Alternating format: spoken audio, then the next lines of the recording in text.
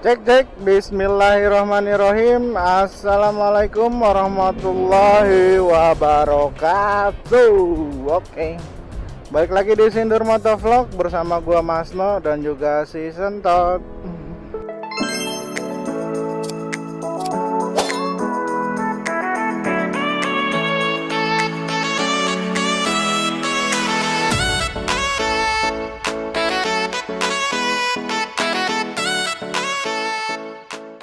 Pasca lebaran jalanan itu bener-bener lenggang, artinya banyak orang yang pada pulang ke kampung halaman dan kepadatan kendaraan pun bergeser, berpindah ke daerah-daerah ya. Jadi dampaknya jalanan ya nggak terlalu macet. Mungkin macetnya itu cuman di sore hari ataupun di siang hari aja. Nah kemudian gue juga pengen sepil ke teman-teman suasana di terminal bis Parung ya. Ini for your information, gue lagi di daerah apa nih, Jalan Pendidikan. Kalau orang-orang biasa sebut itu Rawakalong, daerah Rawakalong ya, dekat Pasar Jengkol. Buat teman-teman yang domisili di Gunung Sindur ataupun di Muncul pasti pernah lewat jalan ini. Nah kemudian di sini juga jalan yang gue lewatin itu biasanya macet di hari-hari biasa. Apalagi volume kendaraan dan penduduk di daerah ini tuh udah semakin bertambah kepadatannya. Nah nanti gue juga pengen sepil kondisi terminal Parung di hari pasca lebaran. Kondisinya tuh seperti apa? Apakah masih sepadat seperti hari-hari biasanya atau memang ada pergeseran momen atau pergeseran kepadatan ya. Jadi armada-armadanya apakah digeser ke Pulau Jawa bagian tengah dan timur, kemudian daerah ibu kota dikosongkan armadanya guna prepare arus balik. Kita belum tahu juga ya. Kita lihat kondisi terminalnya. Kalau tadi sih gue itu pengen beli tiket, harga tiketnya itu masih di atas 400.000. Jadi sebenarnya kurang worth it ya. Kalau minggu depan itu baru udah penurunan, harganya kurang lebih hampir 400.000 ya, walaupun masih tetap aja naik-naik juga karena standarnya itu paling mahal itu 300.000 tiket bis. Tapi di lebaran ini kenaikan tiketnya ugal-ugalan. Nah ini Pasar Jengkol nih, pasar yang sebenarnya kayak bukan pasar sih, artinya bagus gitu ya, tertata rapi. Malah gue lebih seneng belanja di Pasar Jengkol gitu.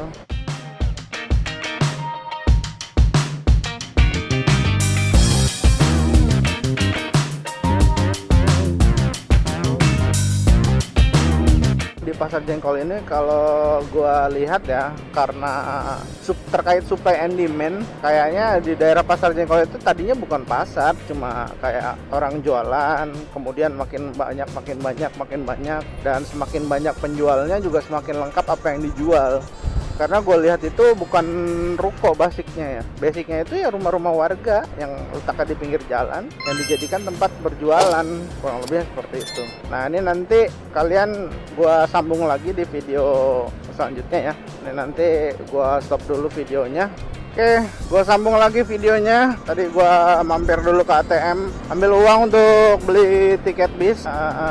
Oh ya, gue pengen sharing ke teman-teman sekalian ya, buat yang belum pernah melakukan kegiatan pergi-pergi menggunakan bis gitu ya. Gue pengen kasih gambaran sederhana kenapa gue pilih bis ini untuk mengantarkan gue ke daerah yang gue tuju. Jadi kalau kalian bepergian menggunakan bis, usahakan itu carilah bis yang udah punya nama gitu, PO-nya, dan manajemennya itu terlihat jelas dan sehat. Jangan pilih PO bis yang sembarangan, seperti turunkan penumpang di pinggir jalan. Itu gua nggak worth it banget sih kalau kalian jadikan PO bis itu sebagai teman perjalanan kalian, karena logikanya sederhananya seperti ini ya. Mungkin pembahasan kita akan masuk lebih jauh ke maraknya kejadian-kejadian negatif yang terjadi di dalam bis. Kalau waktu itu gue pernah sharing gitu ya, artinya gue tanya langsung ke kernet bisnya sambil gue bakar sebatang rokok gitu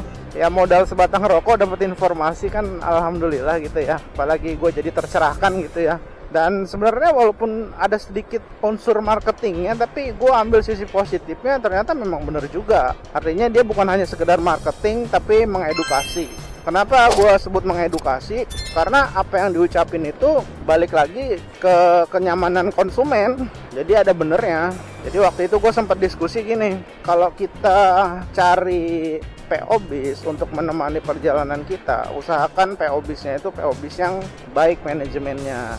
Dia itu nggak menaik turunkan penumpang di pinggir jalan, apalagi sampai masuk terminal. Kalau gue juga risih sih kalau masuk terminal, gimana gitu ya. Artinya masuk terminal itu pasti nanti bakalan banyak pedagang asongan yang masuk ke bisnya juga. Ya walaupun di satu sisi mereka mencari nafkah, tapi gue kadang suka risih ketika ada pedagang asongan yang jualannya itu ada dikit maksa gitu. Nah kemudian PO bis yang manajemennya baik, yang menurut gua ya, ini berdasarkan edukasi tersebut gua coba tarik kesimpulan, dan ternyata memang hampir sebagian PO bis sejenis pun manajemennya itu hampir mirip gitu. Kita contoh yang gue mau naikin ini kan, gue bukan promo ya, gue juga nggak di endorse. Mungkin kalau misalnya bapak ibu pimpinan manajemen dengar konten ini secara langsung gue itu mempromosikan gitu ya, mungkin bisa kali ya dapat trip gratis untuk perjalanan. Amin. Nah, PO bis yang gue bicarakan kali ini adalah PO bis Agramas. Jadi Agramas itu kan udah terkenal baik ya. Kalau gue pribadi, kenapa prefer menggunakan Agramas? Karena gue suka PO bis yang manajemennya itu bagus. Artinya dari titik keberangkatan sampai titik akhir sampai itu jelas gitu. Dan mereka nggak sembarangan masuk terminal. Artinya kalau memang nggak butuh banget masuk terminal, mereka nggak akan masuk terminal. Dari beberapa trip yang pernah gue jalanin ya kurang lebih seperti itu. Bahkan kalau misalnya memang nggak ada penumpang yang perlu ditaikin di terminal, mereka nggak akan masuk terminal. Makanya timing antara pemberangkatan dan pemberhentian itu bisa pas, karena hitungannya nggak kebuang di terminal. Nah kemudian yang gue suka dari PO Agramas itu, mereka juga nggak menaik turunkan penumpang di pinggir jalan. Walaupun ada momen mereka menaikkan penumpang di pinggir jalan, tapi dari agen yang resminya. Jadi nggak notabene si sopirnya main akal gitu, nggak notabene seperti itu, karena jelas gitu. Nah kemudian si PO Agramas ini juga punya tempat istirahatnya, itu punya pribadi gitu, seperti PO Rosalia Indah, hampir sama. Nah berhubung topik kali ini gue singgung PO Rosalia Indah, kenapa gue nggak pilih Rosalia Indah dan gue memilih Agramas? Karena si Rosalia Indah ini nggak ada yang tujuannya ke tempat yang gue tuju. Kayak gue pilih si Agramas yang udah jelas punya tempat poolnya sendiri gitu di daerah gue. Nah kemudian gue memilih Agramas itu belajar dari info-info yang beredar gitu ya. Karena si Agramas ini kan lewatnya jalur utara dan nggak lewat jalur selatan. Nah, gue lebih wanti-wanti sih kalau misalnya naik bis lewat jalur selatan. Karena kalau bis-bis yang lewat jalur selatan itu masih ada kemungkinan menaik turunkan penumpang, karena banyak tempat-tempat transit di daerah selatan sana. Dan kasus-kasus yang terjadi itu ya terjadinya di jalur-jalur selatan. Kasus-kasus seperti mereka yang bawa perangkat laptop, itu ada yang ditukar isi tasnya dari laptop menjadi buku ataupun keramik. Itu ada kasus seperti itu. Dan kasus itu belakangan udah banyak yang mulai terungkap, dan mereka itu nggak bekerja sendiri, ternyata memang sudah ada sindikatnya. Dari situ gue mulai berpikir lebih luas atau berpikir lebih kritis ketika gue memilih PO bis untuk menemani perjalanan gue. Nah kemudian kalau si Agramas ini ya walaupun memang harganya cukup lumayan ya timbang PO bis yang lain, tapi setidaknya keamanan dan kenyamanan gue tuh terjamin. Nah nanti gue akan kasih lihat harga tiket bis Agramas. Sebenarnya harusnya udah mulai pasca lebaran, pasti udah banyak yang harus balik ya. Tapi biasanya puncak harus balik itu di hari ke-7 atau hari ke-6. Nah nanti gue pengen kasih lihat harga tiketnya itu berapa dan gue dapat unit yang seperti apa. Ya, walaupun kenaikannya nggak sampai 100% kayaknya, karena ini H+3 ya. Dan gue pengen berangkat di H+4 apa? Ini H+2 ding. H+3 gue pengen berangkat nanti kita lihat harga tiket.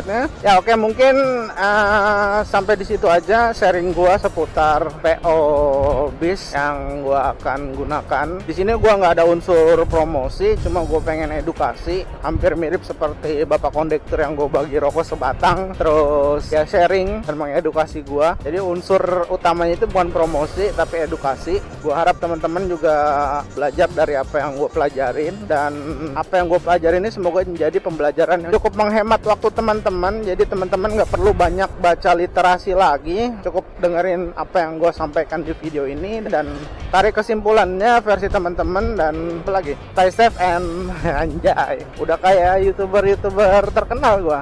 Stay safe and goodbye. Bukan stay safe and goodbye, stay reading safe and goodbye. Tahu nggak tuh jargonnya siapa? Oke, sampai jumpa di video gue yang lain. Nanti mungkin cuplikan-cuplikan kondisi terminal Pasar Parung gue akan kasih lihat ke teman-teman. Kira-kira kondisinya seperti apa di H+3 setelah lebaran ini. Kira-kira worth it nggak kalau kita mudik di hari setelah lebaran. Sampai jumpa di video gue yang lain. Assalamualaikum warahmatullahi wabarakatuh. Jangan lupa like, comment, share, dan subscribe.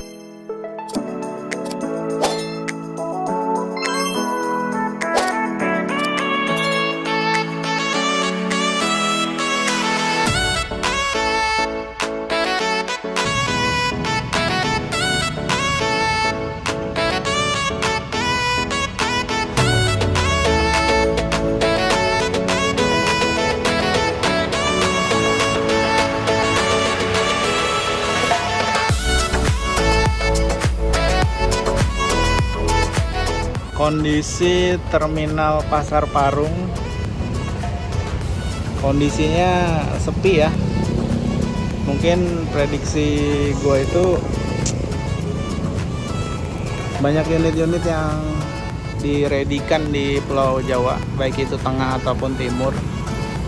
Jadi di Parung ini unitnya cuma sedikit, mungkin yang prepare untuk armada-armada rutin aja, armada-armada yang khusus untuk arus balik dipersiapkan di Pulau Jawa. Ya mungkin itu aja yang bisa gue share.